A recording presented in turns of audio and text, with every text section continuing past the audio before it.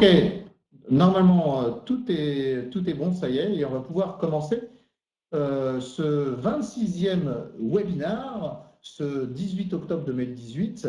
Bonjour à toutes et à tous et merci d'être là en ligne avec nous sur ce thème qu'est le recrutement programmatique allié performance et marque employeur pour toucher les meilleurs talents.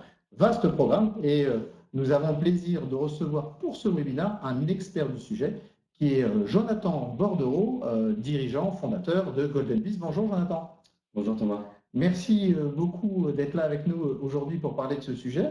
Et donc, je vais vous proposer tout de suite le sommaire de ce webinaire. Comme à chaque fois dans un webinaire Parlons RH, Jonathan nous décrira de quoi on va parler et puis surtout qu'est-ce que le recrutement programmatique.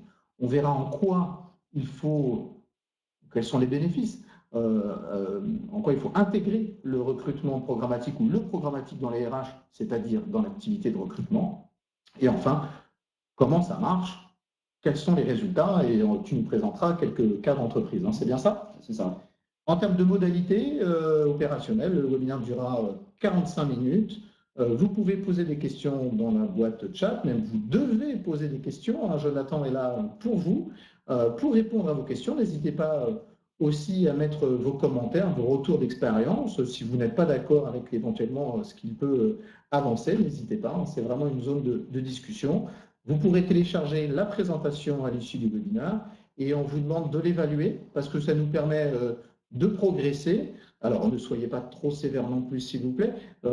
Utilisez la zone commentaire pour nous dire ce que vous avez apprécié et puis peut-être les axes d'amélioration qu'on pourrait introduire dans ces webinaires Parlons RH et aussi les sujets que vous voulez que nous abordions avec vous chaque mois. Voilà. Et je vous propose tout de suite de commencer, non pas par la question directement de quoi parle-t-on, mais par une présentation. Jonathan, qui es-tu et surtout, qu'est-ce que GoldenBiz?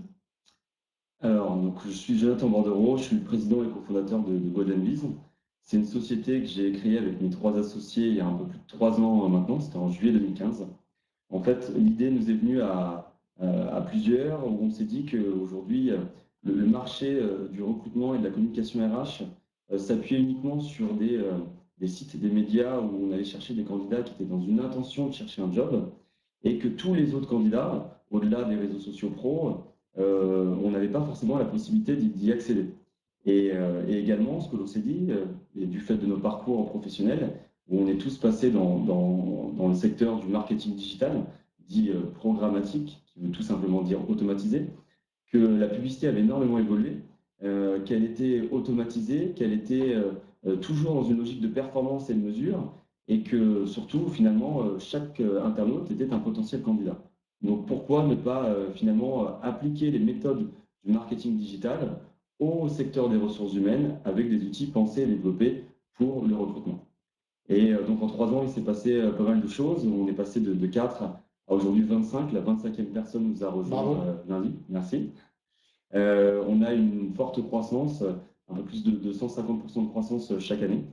Et on a un peu plus de 100 clients. Et ce qui est vraiment intéressant et passionnant pour nous, c'est qu'on travaille vraiment avec tous les acteurs de la chaîne. C'est quoi la typologie des clients? C'est les grands groupes, les ETI, les PME, c'est quoi par exemple? Alors, en fait, il y a 3 typologies de clients. Donc, il va y avoir bien évidemment les entreprises qui sont majoritairement aujourd'hui des grands groupes ou des ETI.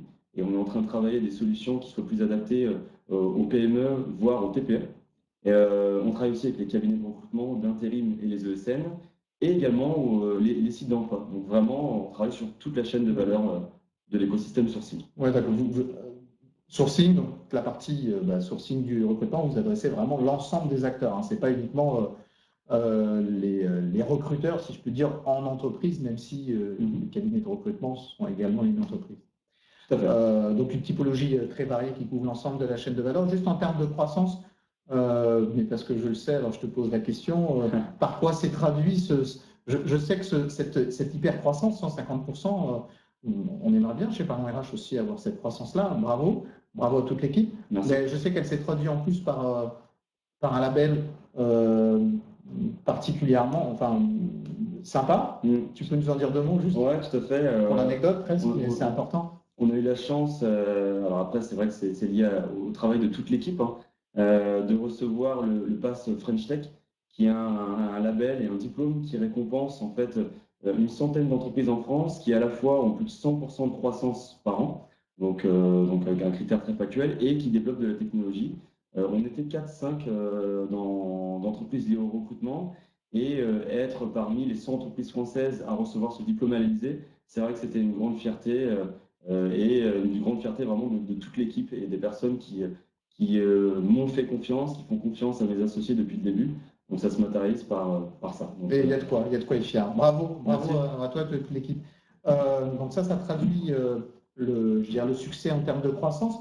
Juste un point, une dernière question. On a parlé de 100 clients, on couvre toute la chaîne de valeur. En termes d'interlocuteurs dans ce que j'ai qualifié d'entreprise, c'est-à-dire grands groupes et ETI, quels sont tes interlocuteurs? Je pose la question parce que j'ai vu que dans les participants, il y avait beaucoup de chargés de recrutement, de responsables de recrutement, etc. Toi, tu t'adresses à qui? Vous vous adressez à qui avec Golden Bees?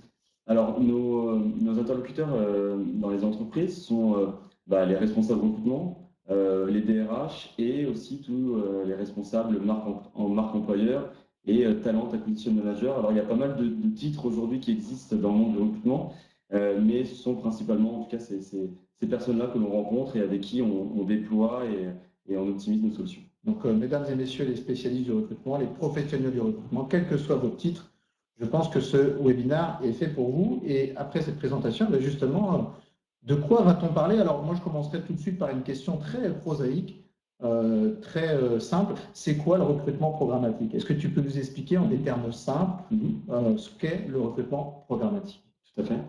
Le recrutement programmatique, alors déjà, le mot programmatique veut dire automatisation. Finalement, on va automatiser l'achat de publicité, comme on pourrait automatiser son réveil le matin à 7 heures. Je dis ça parce que le mien est à 7 heures. Et la logique, c'est le monde vraiment de la publicité a énormément évolué. Il est passé d'une logique où on ciblait des médias qui étaient censés avoir des audiences à une logique où on cible finalement des audiences et on analyse en temps réel là où elles sont plus réceptives. Et le côté réceptif du candidat va se matérialiser par le fait qu'il clique sur une publicité, qu'il vienne ensuite sur le site et qu'il dépose son CV, en tout cas lorsque l'on parle de sourcing. Et donc, plus globalement, le recrutement programmatique, c'est la capacité à aller toucher tous les internautes qui sont tous de potentiels candidats, de comprendre finalement où et quand ils sont réceptifs à une publicité d'emploi, que ce soit par rapport au fait de véhiculer ces valeurs ou le fait de proposer directement des offres d'emploi. Et ensuite que une technologie, via des algorithmes, optimise finalement ces moments où le candidat accueille de façon positive la publicité, clique et ensuite vient déposer son CV. Donc finalement, c'est la capacité à mettre en relation les candidats et les entreprises partout sur le web, peu importe le device, via une publicité. Pourquoi? Parce que 95% du web est gratuit grâce à la publicité. Donc 95% des contextes médias sur lesquels les internautes et les candidats que recherchent les entreprises sont sur Internet et on va aller les chercher via des publicités. Ça, c'est ce qu'on voit sur ce slide-là. Exactement. Donc, j'ai bien aimé la phrase par laquelle tu as commencé, c'est-à-dire on ne cible plus un média, quelque chose comme ça, mais on va cibler une audience de ce média. Comment vous faites pour cibler justement ces médias? Parce que vous inversez un peu la logique, qui est effectivement intéressante de dire, moi je cherche à susciter l'attention d'une population que je souhaite recruter, et donc pas forcément sur un job board bien particulier. Comment vous les ciblez? Dans quels médias vous allez sur toutes les typologies de sites qui proposent de la publicité. Donc, à part des sites par exemple comme ImpoGouv, où d'ailleurs je ne suis pas sûr si on a envie de voir de la publicité quand on paye ses impôts, mais la majorité des sites sont gratuits grâce à la publicité. Donc, il y a différents formats publicitaires qui existent. Alors, ça peut aller des jobs sponsorisés que l'on trouve notamment sur les moteurs d'emploi comme Indeed, comme Jobijoba ou Nevo, où là, on va aller vraiment chercher des candidats qui sont en recherche active. Et finalement, on va cibler du coup des requêtes de candidats. Il y a des requêtes qui vont être liées à un job et une localisation. Et sinon, on va aller cibler des personnes sur des sites médias, des sites d'entertainment, des sites de sport, des réseaux sociaux, bien évidemment, finalement, et comprendre au fur et à mesure et en temps réel, grâce à des algorithmes qui vont mesurer et analyser chaque interaction avec le candidat, là où ceux-ci sont les plus réceptifs, via notamment des données factuelles qui vont être, pour le sourcing, le dépôt de CV, Et pour la marque employeur, un nombre de pages vues, enfin, il y a différentes métriques qui peuvent être mesurables et pertinents pour ce type d'approche. Donc, l'identification du bon média, il se fait un peu au fil de l'eau, par itération, par indicateur, par KPI, comme ça, pour voir ce qui ça marche. C'est comme ça Tout à fait, tout à fait. Et la chance que l'on a aujourd'hui, c'est que on a 3 ans d'analyse derrière nous. Donc, on a pu vraiment analyser sur les différentes typologies de profils que nos clients pouvaient rechercher, des comportements de navigation plus ou moins significatifs en fonction de la particularité des profils ou même en fonction des localisations. Au début, comme tu le disais, on était plus sur finalement une optimisation a posteriori. Aujourd'hui, avec tout l'asset de données qu'on a créé, on est sur de la priori. D'accord. Donc, effectivement, vous avez l'expérience. Si je suppose que si vous cherchez un ingénieur commercial ou un développeur entre 25 et 30 ans, vous savez déjà à peu près dans quel média, a priori, et après vous régulez. Exactement. Et je suppose qu'ils ne sont pas tous en train de lire l'équipe. On essaie de sortir des a priori, justement.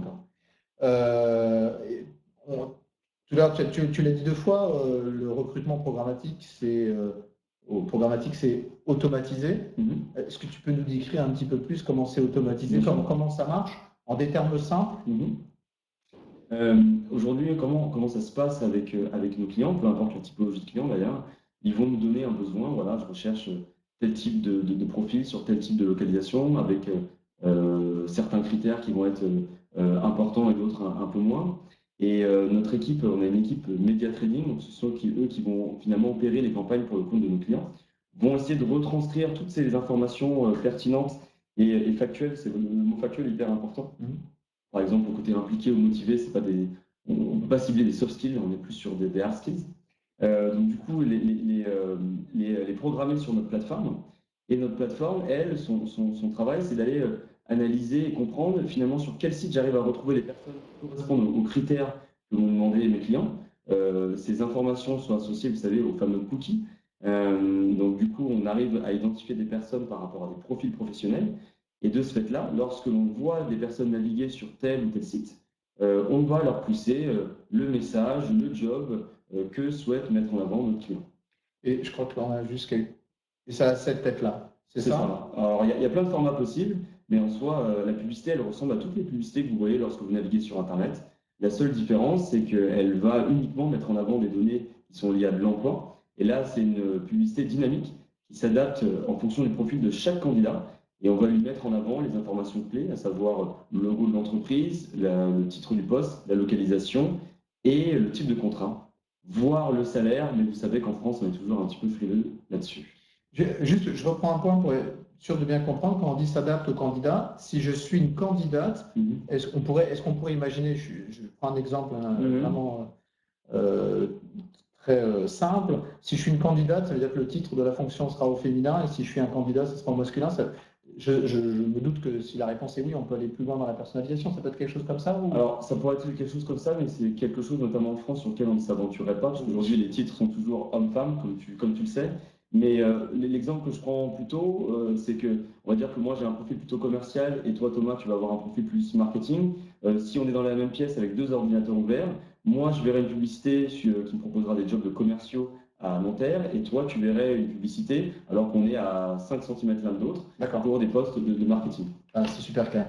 Oui, j'ai vraiment pris le mauvais exemple sur l'histoire de la féminisation des titres, je m'en excuse. Elisa te pose et Dounia te pose la question, cela fonctionne comme des cookies?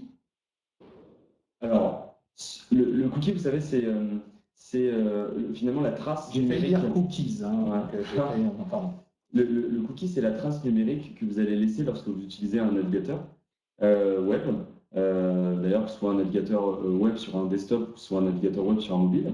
Et aujourd'hui, nous allons avoir la capacité, avec différentes sources d'informations, de pouvoir associer à ce cookie des données sur le fait sur vos intérêts professionnels et sur votre profil professionnel. Et d'ailleurs, uniquement là-dessus. Le sexe ne nous intéresse pas forcément et tous les critères sociodémos, d'ailleurs, nous intéressent aussi beaucoup moins. Nous, ce que l'on veut, c'est le profil professionnel. Et via ce cookie, si on arrive à identifier que vous êtes plutôt un profil de développeur ou un profil de commercial, et après, on peut y associer d'autres informations. On y reviendra peut-être sur comment et quelles sont les données que l'on exploite pour le ciblage. On va ensuite, dès que l'on voit sur Internet, donc via ce cookie, qui est bien évidemment anonyme, vous poussez des offres qui correspondent à ce que nous connaissons de vous ou à ce que vous nous avez communiqué pour uniquement vous proposer des jobs qui sont pertinents à vos intérêts. Et du coup, vraiment créer un lien potentiel entre vous et l'employeur. Et au passage, sans aucune prétention, on peut dire que nos publicités sont des publicités utiles. C'est vrai que la publicité n'est pas forcément bien perçue par tout le monde, mais lorsqu'un candidat clique sur une de nos publicités, ensuite à un entretien et est recruté, ça a quand même un impact différent que lorsqu'il achète une paire de chaussures. Sauf s'il est sportif de haut niveau et qu'il fait de la course à pied. Alors voilà, donc les cookies, c'est un élément important du recrutement programmatique, mais ça fonctionne d'une autre manière, en tout cas avec une technologie et une expertise un petit peu différente. Faites comme Elisa et Linia, posez des questions à Jonathan, n'hésitez pas, hein, encore une fois, il est là pour vous durant ce webinaire sur le recrutement programmatique. Alors, pourquoi justement il faut l'intégrer? On a vu ce que c'était, on a vu comment ça marchait, même si on aimerait bien encore plus ouvrir le capot et mettre les mains dedans et dans le moteur. Mais pourquoi, quels seraient mes avantages ou l'intérêt, moi, en tant que recruteur, là, pourquoi je passerais par du recrutement programmatique? Il y a plusieurs problématiques qu'on a identifiées vraiment sur le marché qui sont liées à la fois au profil pour certains qui sont pénuriques, mais également finalement au web qui a explosé dans les usages et qui est de plus en plus difficile à appréhender, que ce soit pour d'abord le marketing, mais en réalité que ce soit aussi pour les recruteurs. Et finalement, aujourd'hui, sur les différentes cibles qui nous intéressent, que ce soit des jeunes diplômés, des profils IT, des profils digitaux, des profils commerciaux, des profils comptables ou des profils en région, et bien évidemment, on peut combiner ces critères, c'est de plus en plus difficile pour un recruteur de choisir les bons outils et surtout des outils qui lui permettent d'avoir une couverture sur cible sur les candidats qui l'intéressent qui soit vraiment significative. Ça devient vraiment un challenge pour les recruteurs d'aller chercher les candidats, d'autant plus que le marché est plutôt en tension, notamment pour les cadres. Un autre problème, c'est que la majorité des outils traditionnels, bien qu'ils fonctionnent encore, hein, bien évidemment, ne permettent pas forcément de mesurer et encore moins d'optimiser. Donc on est dans une logique vraiment de post and pray qui aujourd'hui, vu la tension qui existe sur le marché, est quand même assez problématique, notamment pour répondre à ces enjeux de recrutement. Post and pray, tu peux... Alors post and pray, désolé pour les anglicismes, c'est vraiment le côté, je diffuse une annonce, j'attends, si ça marche, tant mieux, si ça marche pas, tant pis. Mais du coup, mon recours pour l'améliorer est quasiment impossible. Et c'est vrai que même si les annonces fonctionnent toujours, elles ne sont pas forcément suffisantes sur pas mal de postes et les recruteurs ont besoin d'aller plus loin dans leurs dépenses et surtout leurs investissements parce que leurs budgets ne sont pas extensibles. Et puis enfin, on est sur des solutions qui sont quand même assez statiques, qui revient un peu au même principe que l'optimisation. Lorsque l'action est menée par le recruteur qui est de diffuser une annonce, ça s'arrête là. Il n'y a pas de possibilité d'améliorer les rendements à part d'en diffuser une autre, mais qui en soi n'est pas une solution. Quand tu évoques multitude d'outils, solutions, on parle des annonces là. On parle des annonces d'emploi.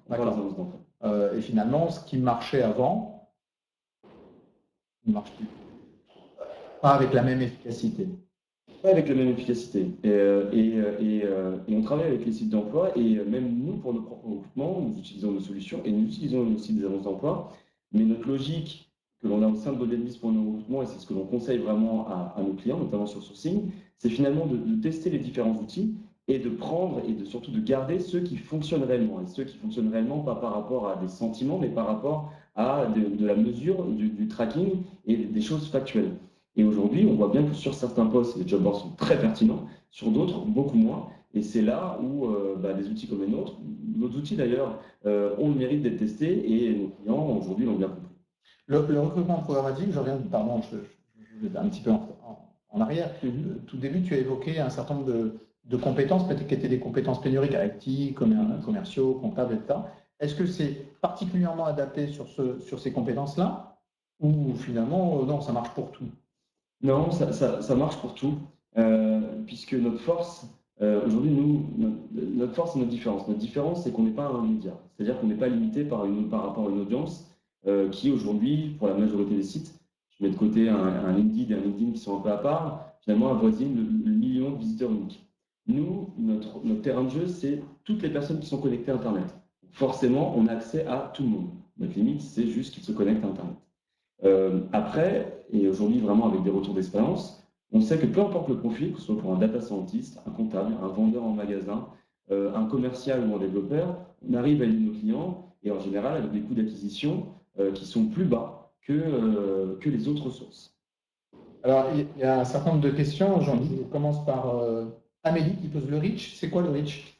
Le reach, c'est la capacité à toucher un maximum de personnes. On peut le traduire en français par la couverture sur cible. Intermarketing. Tout à fait. Donc, c'est vraiment dans le recrutement programmatique. On est sur la déclinaison des techniques marketing appliquées à la sphère RH et plus particulièrement à la sphère du recrutement. C'est ça. Teresa pose la question, elle dit, est-ce que tout cela, je le dis avec le ton, tu as raison, je ne sais pas si c'est le vôtre, donc je me permets de taquiner un petit peu Jonathan, est-ce que tout cela, c'est vraiment compatible avec les RGPD? Bien sûr. Et c'est une question très importante. Et c'est d'ailleurs, on a publié un article cette semaine qui est lié à une technologie qu'on a développée spécifiquement par rapport à ça. Donc très vite, on s'est mis sur les sujets de la RGPD. Et de toute façon, on est tous obligés de se mettre sur ces sujets-là, puisque c'est dans aujourd'hui la protection des données et dans tout ce que l'on fait. Et du coup, aujourd'hui, on utilise des cookies. Alors même si certains vont dire que ce sont des données anonymes et pas des données sensibles, aujourd'hui, elles sont considérées comme des données importantes et qui doivent être traitées de manière différente que ça pouvait l'être avant le 25 mai dernier.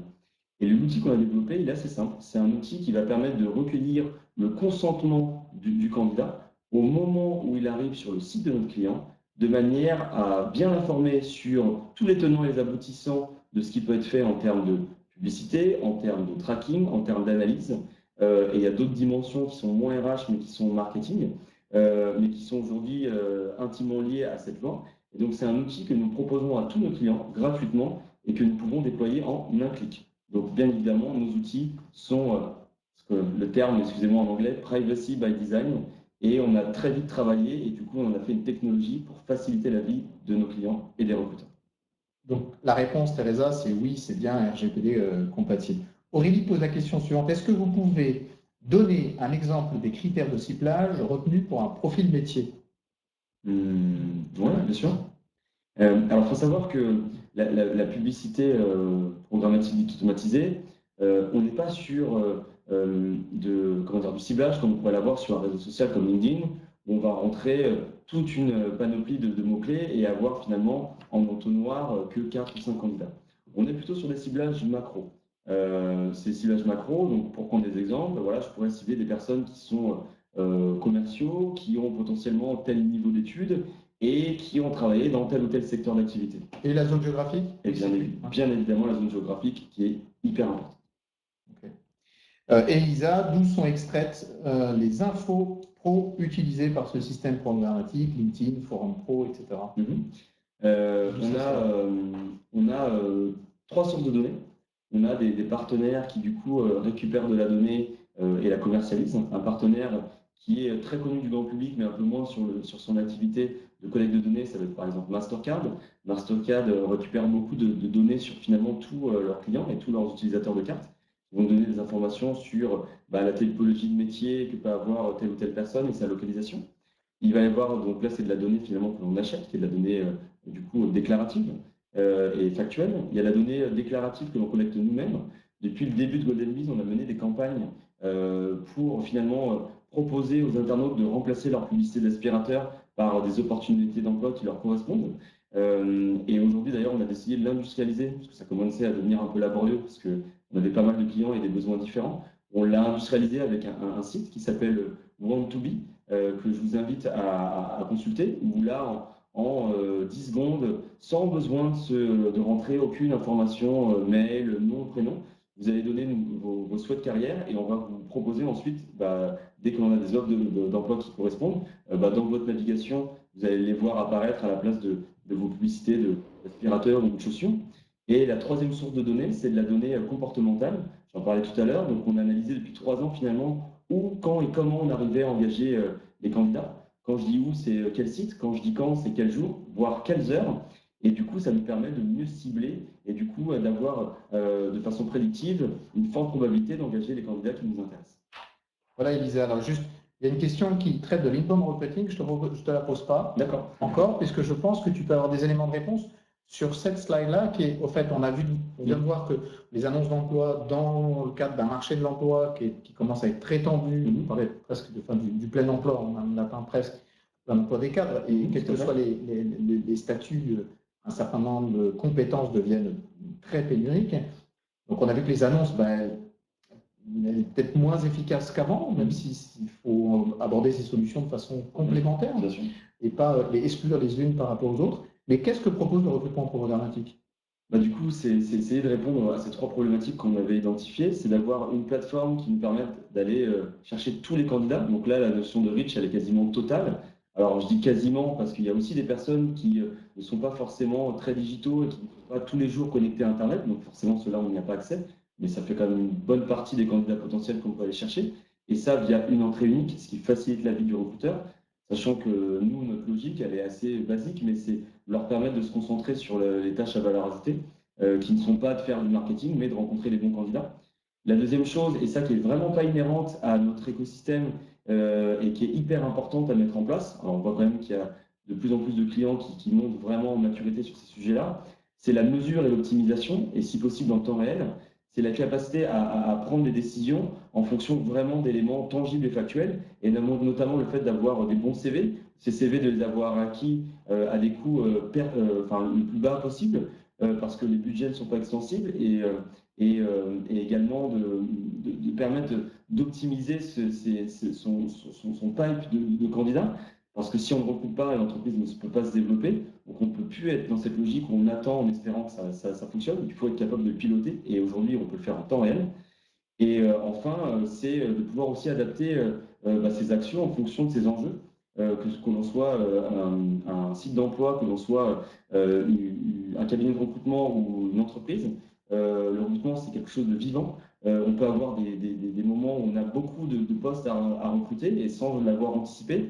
Et il faut que finalement ces investissements puissent être agiles et s'adapter quasiment en temps réel et non pas d'être vraiment statique et figé et du coup à chaque fois de devoir remettre au pot parce que les volumes et les postes ont changé d'un jour à l'autre. Donc c'est vraiment de s'adapter aux besoins qui est vivant et de le faire en mesurant, en optimisant, toujours dans une logique de baisse des coûts. Bon, on a un peu l'effet miroir de tes critiques du slide précédent, être agile, mesurer et s'adapter. La question de Teresa était en quoi le recrutement programmatique est différent de l'inbound recruiting? Alors, de l'inbound recruiting, c'est une forme d'inbound, on va dire, mais soit il y a plein de termes marketeurs pour désigner pas mal de choses. Et nous, on essaye, même si, vous l'avez vu, parfois j'ai du mal à ne pas utiliser des anglicismes, mais en soi, peu importe la technologie et comment elle fonctionne, ce qui est important, c'est ce qu'elle apporte. Et aujourd'hui, on le voit, et ce depuis 3 ans, avec des clients qui nous font confiance quasiment depuis le début, qu'on leur permet d'avoir des bons CV à des coûts mesurés, maîtrisés, et derrière de recruter. Et après, le nom qu'on y met, la façon dont on en parle, ou la technologie, si on veut rentrer en profondeur ou pas, peu importe, parce que le recruteur aujourd'hui, son seul besoin, c'est d'avoir les bons candidats au bon moment. Sur l'inbound, on a fait un webinaire il y a quelques années, donc on peut regarder notre chaîne YouTube, vous verrez que l'inbound certes appuie sur une technologie différente, mais à la rigueur, on s'en fiche, comme tu viens de le dire. Essaye de susciter l'intérêt dans un canal de conversion, et le recrutement programmatique est plutôt d'être présent là où se situe l'audience à adresser. C'est ça. Et susciter aussi son intérêt. C'est pour ça que, voilà, évidemment, si on ne suscite pas l'intérêt, il ne se passe rien du tout.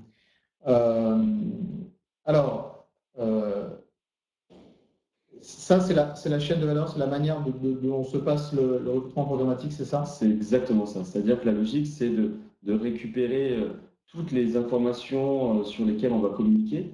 Alors, soit vraiment les jobs en tant que tels, soit les messages, les valeurs, l'ADN. Ensuite, de définir des objectifs, c'est vraiment essentiel.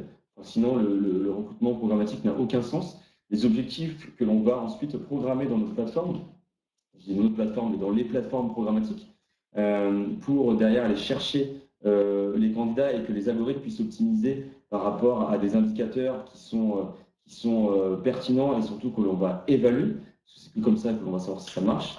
Ensuite, les campagnes sont lancées, alors avec tout format publicitaire, donc ça peut être des bannières, ça peut être de la vidéo, ça peut être même de l'audio. Aujourd'hui, le programmatique est agnostique à toute forme de publicité. Et quasiment en même temps, les algorithmes vont optimiser pour du coup atteindre ces objectifs, voire les dépasser. Alors, on va être très concret, il nous reste une dizaine de minutes. Je sais qu'après, il y a des cas d'entreprise qui sont, à mon avis, très intéressants. Donc, on va rentrer dans les chiffres, dans les résultats. Mais il y a une question de Virginie et Teresa pose une question assez proche. Virginie pose combien ça coûte et Teresa, quel budget faut-il prévoir? Je suppose pour une dizaine de recrutements. Je n'ai pas la question entière, mais je pense que c'est ça. Combien ça coûte? Alors, combien ça coûte? Clairement, c'est relatif, enfin, proportionnel par rapport dans la partie sourcing au nombre de postes sur lesquels on va travailler et sur la partie marque employeur aussi en fonction de ses objectifs et du volume de candidats qui nous intéressent à engager. Mais si on doit donner une fourchette, on est sur des budgets mensuels qui commencent à 5 000 euros. Et c'est d'ailleurs aussi pour ça qu'on travaille aujourd'hui majoritairement avec des grands groupes ou des grosses ETI. Donc voilà, ça commence sur ce. Et on peut s'engager pour 3 mois, 6 mois, 1 an, où il y a un délai? C'est ça. Alors, selon les typologies de clients et les enjeux, aujourd'hui, on est plus sur des tests sur 3 mois. Et notre volonté, comme on l'a fait depuis le début, c'est de montrer que ça marche.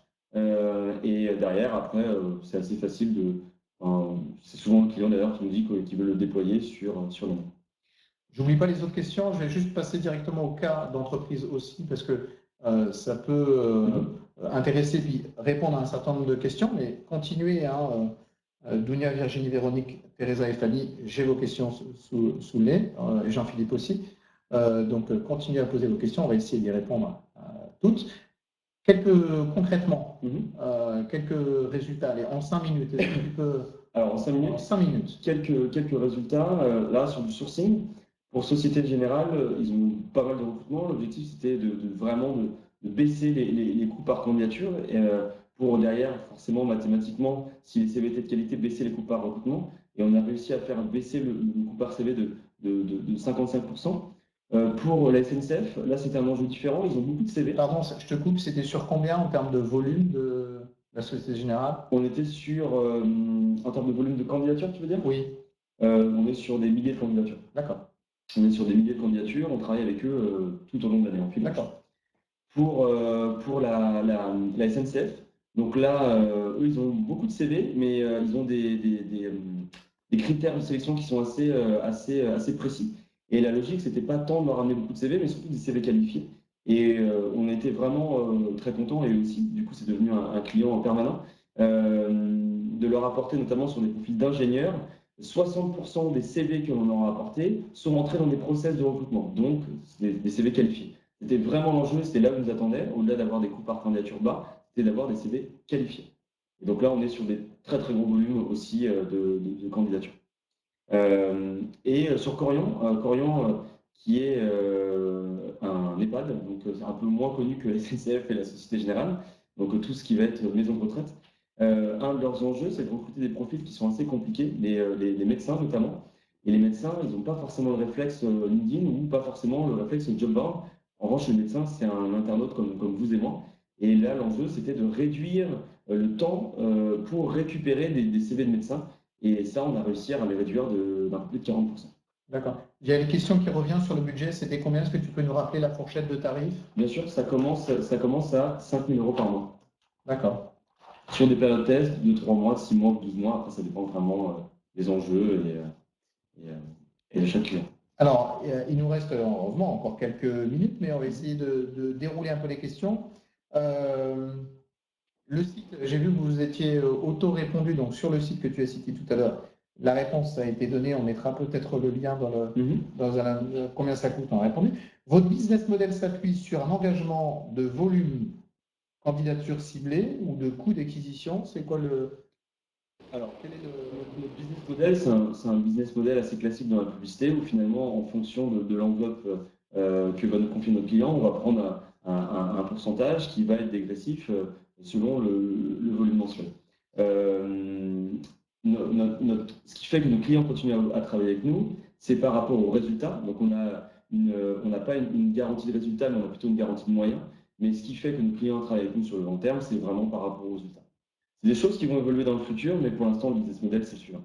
Encore une fois, on duplique sans aspect péjoratif ce qui existe dans le marketing et la publicité sur la partie RH. Quand l'offre PME sort-elle? C'est Virginie qui nous pose cette question. 2019? Entre fin Q1 2019 et début Q2 2019. Bon, en 2019. Mais est-ce qu'on peut faire, je suis une PME, mais j'ai des volumes importants, je peux faire un test, ça? Bien sûr, bien sûr. Souvent, la PME, en fait, a quand même moins de volume qu'une Société Générale. Mais aujourd'hui, le premier bêta-testeur de nos outils de PME, c'est nous-mêmes, c'est Golden Biz. Et pour vous dire, on recrute pas mal de développeurs et 50% des personnes que l'on rencontre en entretien actuellement sont des personnes qui viennent de nos compagnies. Et il est sympa, il ne vous le dit pas, mais juste avant, il me disait, je n'ai aucun problème pour recruter des développeurs, c'est génial. Et donc, comme quoi ça marche, et vous voyez, il ne le dit pas, il a cette humilité-là, mais il m'en a parlé juste avant. De toute façon, 15 000 euros, si je prends le budget tout à l'heure, 15 000 euros en recrutement sur une PME, ça peut être vite amorti. J'avais juste un exemple, je crois, juste après. Voilà. Tu peux nous parler cette fois, rapidement, non pas en une minute, du cas Mazars. Mazars, on travaille avec eux depuis le début, quasiment. Et à chaque fois, Mazars propose une expérience. Et là, la logique, c'était d'aller toucher leur cible, qui est majoritairement des jeunes diplômés d'écoles de commerce, et leur véhiculer vraiment les valeurs à travers des scénettes vidéo qui pouvaient être pendant les débuts de l'intégration chez Mazars ou même pendant les entretiens. Et l'objectif, c'était de rayonner auprès de leur cible et de leur faire voir les vidéos jusqu'au bout. Et sur un peu plus d'1 million de personnes, il y en a 50% qui ont regardé au moins une vidéo jusqu'au bout. Alors, comme vous le savez, on peut les passer au bout de 5 secondes. Et 33%, donc quasiment un peu plus de 300 000 personnes qui en avaient regardé donc 3. On avait vraiment réussi à créer un lien, un intérêt auprès de ces candidats-là pour qu'ensuite ils aillent s'intéresser à leurs offres d'emploi. Sur une campagne, je vais enchaîner un petit peu les questions. Alors, Mazars, ils viennent de sortir hier du recrutement par réalité augmentée, je crois. Ils ont une dynamique d'innovation extrêmement forte. Je vous invite évidemment à aller voir tout ce qu'ils font. C'en est surprenant de richesse et de variété. Julien te pose la question sur une campagne. Avez-vous un dashboard avec une traçabilité des sources? Bien sûr, bien sûr. On a un dashboard qui permet de suivre au centime près qu'est-ce qu'apporte la campagne. Et d'ailleurs, même si c'est clairement pour des gros recruteurs, et aujourd'hui on pense que d'ailleurs ce sont plus les cabinets qui vont être intéressés, on sort notre plateforme en self-service.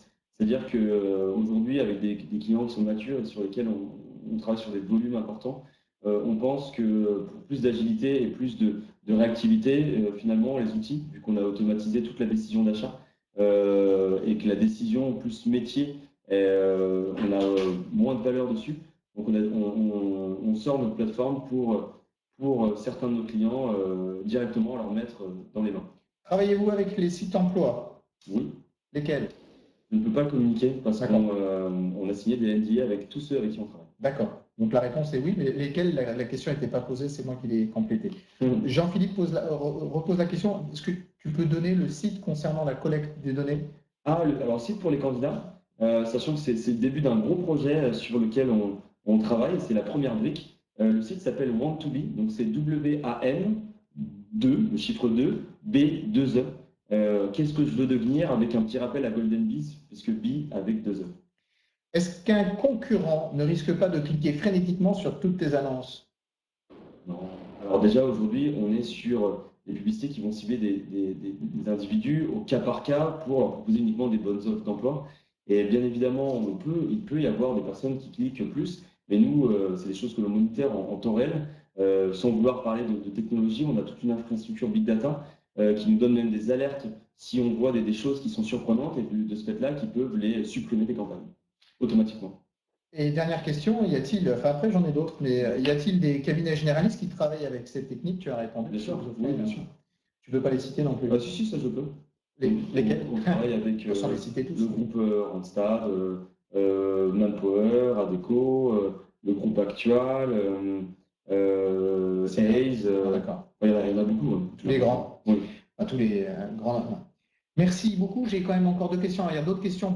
On essaie de respecter le timing dans les webinaires par RH et on sort de ces webinaires toujours avec un petit peu d'envie, de frustration parce qu'on aimerait bien poser à notre expert plein de questions. Mais si on vous annonçait un webinaire qui dure 1h30, vous seriez très peu nombreux en ligne. Donc on est toujours un peu désolé de ne pas pouvoir répondre à toutes vos questions. Mais j'ai encore 2 questions. Quelle est l'actu en cours de Golden Bees et c'est quoi ton coup de cœur RH? Alors, l'actu de Golden Bees, elle est double. Elle est liée à nos enjeux pour 2019. J'en ai un peu parlé. La première, c'est vraiment la sortie de notre plateforme en self-service, qui est vraiment un changement de paradigme pour nous, où on était sur vraiment une logique de manage qui peut s'apparenter à un modèle d'agence. Et là, on passe vraiment sur un business SaaS avec une technologie qu'on met dans les mains de nos clients. Et la deuxième, c'est vraiment l'international.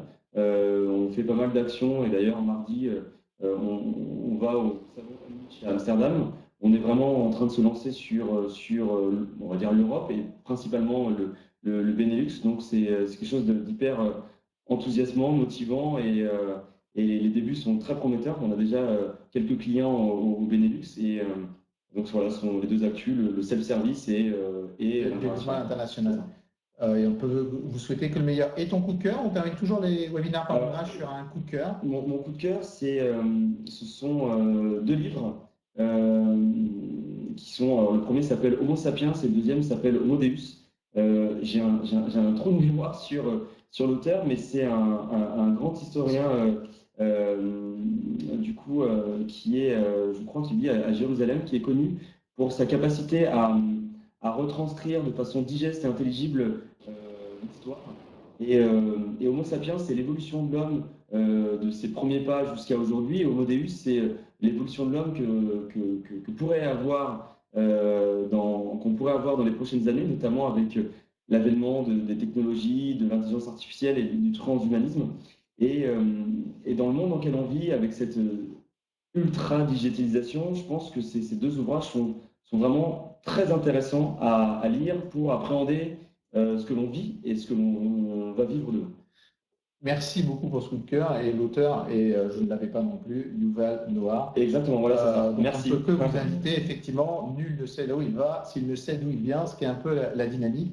Et j'aime bien, finalement, ça conclut bien ce webinaire sur le recrutement programmatique, parce que au-delà de l'outil, de la digitalisation, évidemment, n'oublions pas l'humain dans tout ça. Et je sais que Golden Bees y est particulièrement attaché. Merci infiniment, Jonathan, pour ce webinaire. C'est très clair. J'ai enfin compris ce qu'était le recrutement programmatique et ça me donne même envie, pour nos propres besoins de recrutement, de passer par les services de Golden Bees. Merci à vous toutes et à vous tous. Je terminerai juste le webinaire pour vous annoncer le prochain webinaire de Parlons RH qui sera donc le 27e, qui aura lieu le 22 novembre avec Cubix et plus précisément avec Gladys Muller, qui est la directrice générale de Cubix France, sur un thème qui est passionnant. L'inclusion, comment rendre acteurs les managers de la diversité, ou plutôt comment rendre les managers acteurs de la diversité. Inclusion, diversité, manager sont une thématique ressources humaines, on parlait d'humain, voilà, le recrutement est important, la diversité et l'inclusion également, et c'est ce qu'on traitera dans un mois. En attendant, si vous voulez nous voir physiquement en vrai, en live, plutôt que uniquement sur les réseaux sociaux, ou via un blog, ou via des webinaires, vous pouvez nous retrouver au Salon du Management le 13 et 14 novembre. Nous sommes partenaires de cet événement organisé par la Maison du Management. Et le 15 novembre, nous sommes également partenaires des Victoires du Capital Humain organisées par Leaders League et le Décideur Magazine. On aura le plaisir à vous y retrouver. Merci à tous. Merci encore beaucoup, Jonathan. Très bon après-midi à tous et à bientôt. Au revoir.